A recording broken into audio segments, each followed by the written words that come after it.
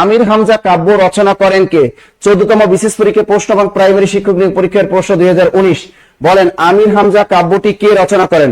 আলাওল, ফকির গরিবুল্লাহ, সৈয়দ হামজা নাকি রেজাউদ্দৌলা? দ্রুত বলেন উত্তরটা।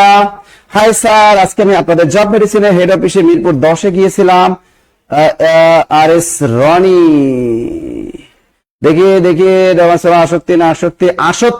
আসক্তি না সুলাইমান, ওটা আসক্তি। বারবার বলে দিই, সরেয়া দন্তস্ব এই তয় রসইকার, নট আসক্তি। আর এটা আসক্তি মানে যদি তুমি প্রেমে আসক্ত হয়, গাঞ্জায় আসক্ত হও, তাহলে এটা হবে আসক্তি। উত্তরে কি হবে দেখি। সৈয়দ হামজা বলছেন অনেকে, জাকারিয়া, সৈয়দ হামজা। দেখি আমার হয়েছে বেবি। আর কার হয়েছে? আমার হলো না। ভাইয়া আপনার বেবি হলো কবে? ওরে দ্রুত বলে দেখি। স্যার আমাদের বেবি বলে সম্বোধন করে, তাই বললাম। আচ্ছা এটা কি হবে? ফকির গরু বললে কোনটা হবে? দেখেন অনেক এটা সহজভাবে মনে রাখবেন। কেমনে মনে রাখবেন? আমির হামজা এই কাব্যটা 2 খণ্ডে বিভক্ত। আমির হামজা কাব্যটি কয় খণ্ডে বিভক্ত? 2 খণ্ডে বিভক্ত। এই প্রথম খণ্ডটি রচয়িতা হলো আমাদের ফকিররা। মনে করবেন যত ফকির আছে এরাই আমির হামজা কাব্যের প্রথম খণ্ড রচনা করছেন।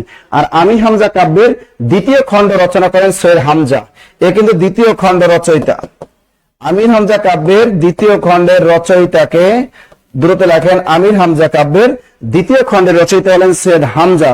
খেয়াল করবেন, আমির হামজা কাব্যের আমির হামজা প্রথম খণ্ড, আমির হামজা প্রথম খণ্ড, এই প্রথম খণ্ডের রচয়িতা আমির হামজা প্রথম খণ্ডের রচয়িতাকে ফকির গরিবুল্লাহ। ভালো করে খেয়াল রাখবেন।